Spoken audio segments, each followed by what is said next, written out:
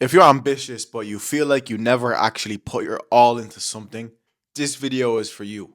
Because that feeling fucking sucks. I'll tell you that for free. Because you know you want to do something with your life, but you've tried a few things, but you've never actually worked hard day and night on something. And it's kind of a hard thing to do in this generation. If you're born somewhere close to me, for example, anywhere in 1998, 1995, all the way up to, 2007 type shit. I don't know what I'm waffling about, but essentially what I'm trying to refer to is the amount of distractions people like us have nowadays. I've woken up about 40 minutes ago, just having my coffee now, so excuse me if that intro was a bit all over the place. But yeah, so essentially I'm going to go through a few ways, a few things that I think are helping me kind of escape this trap. Because it's kind of what I'm doing now. I'm trying to escape this kind of thing. Like, who knows if I actually haven't tried hard, or who knows if that's just something I think. Like, at the end of the day, who the fuck knows? But anyway, here's a few things that could help you if you're feeling like this. So, something I learned from the Alan Carr How to Quit Smoking book is when you're quitting a bad habit, for example, weed, video games, nicotine, porn, whatever it is, right? It might feel like, especially for stuff that, has social stuff related to it, like weed or video games, it might feel like you're losing something when you go to quit because you won't have those fun times with your friends.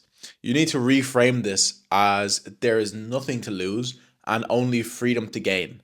So you need to switch it from feeling like, oh, I want to quit, but I'll miss out on all those good times with my friends and I'll lose out on, all the good times with the video games and the weed. But in reality, you're not gaining anything on those times. And this is not a period in your life where you want to spend it, messing around with your friend. So you're not losing anything by stopping those actions, and you're only gaining freedom. In the book by Alan Carr, he kind of only associates this with nicotine, but I'm actually just literally, or only associates it with smoking, sorry, but I'm literally putting this across the board because it's such a powerful mindset shift that is just really good. So think about that. Trying to change while surrounded by distractions is like trying to swim with weights on your ankles. Realize that at one stage in your life, like when you were, 16, 17, whatever, who knows, these things could have been pretty harmless at one time. You're just kind of finding out about them. You're just doing, maybe younger, maybe older, who knows what kind of stage, what kind of timeline you're looking like. But at one stage, these things could have been pretty harmless, as in, like, you're just finding out about them. You just, like, you smoke weed once a week on a Friday or whatever it is. But you have to realize that at this stage, it is no longer the case. You do not have time for them anymore. The dangerous thing is that it gives you nostalgia because when you play video games with your friends, or you meet up and you spark a spliff, it gives you, nostalgia. It's like, oh yeah, the good times back in the day a few years ago when we used to do this all the time. you know no, yeah, that shit is dangerous because it makes it feel like what you're doing is okay. It's kind of not, like, to be honest. Obviously, if it's once in a while and you're getting together with your friends as a social event, that could be a bit different. But just, yeah, be careful. Nostalgia can disguise bad habits as a wolf in sheep's clothing. I don't know if that made sense, but hopefully it did. This is what all the habit books kind of teach you: replacing stuff. Um, so if you try to quit habits, you're trying to go towards your freedom, you're trying to, leave that shit behind, then it'll never work unless you have something to replace it. The biggest, for example, the biggest examples of this in my life are, for example, scrolling before bed.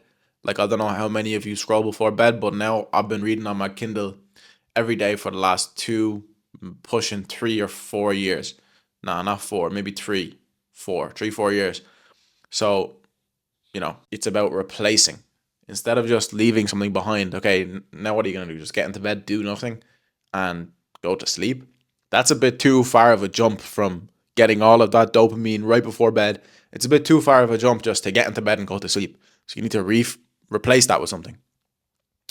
Same with, smoking. If you smoke cigarettes, do what you need to do to quit. And then once, as in, like, go down in amount of cigarettes, buy less. Go, if you're using other nicotine products, go down in strength. And once you get to that zero stage, swap it out for something. Um, so for me, for example, like, not having a cigarette with my coffee is a bit sad, but that's okay. It's not sad. because we reframe it. We only have freedom to gain. We have nothing to lose, right? You got me. But anyway, in the evening, for example, after dinner, I'll have a nice berry tea. If you have ever tried berry tea, get into it. It's just calming, relaxing. It's nice to get into the habit of, and it's kind of delicious as well. I actually love berry tea. Get yourself some berry tea. And then, for example, video games in the evening, I'm trying to play more chess. I haven't been consistent as I have with this as I have been with the reading before bed. Reading before bed, I'm super consistent. Video games, I relapsed every few kind of weeks, but we're going strong again with the chess.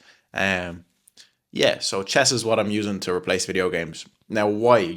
Might think like, okay, what are the benefits of that? Aside from like, the thinking and problem solving benefits of chess, it's also just a much more calmer activity. So by not overloading your brain with like really stimulating video games and exciting and competitive stuff, you're just kind of like, spending time thinking, rewinding in the evening. And that just makes you so much more of a balanced person, calmer, more able to think clearly. Fully imagine the person that you want to become. What have they achieved? How do they dress? What do they look like? How do they speak? How do they behave? And then think about what you need to do to become that person, because it's entirely possible. A good journaling exercise is actually writing all that stuff down, describing the future you that you really want to be. And then if once you have that done in your journal, you've written a page or two about, yourself in the future, about all the things I described, then when you go about your day, kind of imagine what they would think about what you're currently doing. If they approve of it, that's great. And if they don't, well then, know that maybe you're not doing the right thing. So for example, me right now, I know me, however many years in the future, is never gonna be sad that I was making a YouTube video, And yeah. I know you probably clicked on this video expecting some magic solution, but in reality, you already know what is holding you back. So although this video had some knowledge in it, if anything, just take it as your wake-up call. Because if you don't make change, then shit just won't change, okay? You can do it. Drink coffee.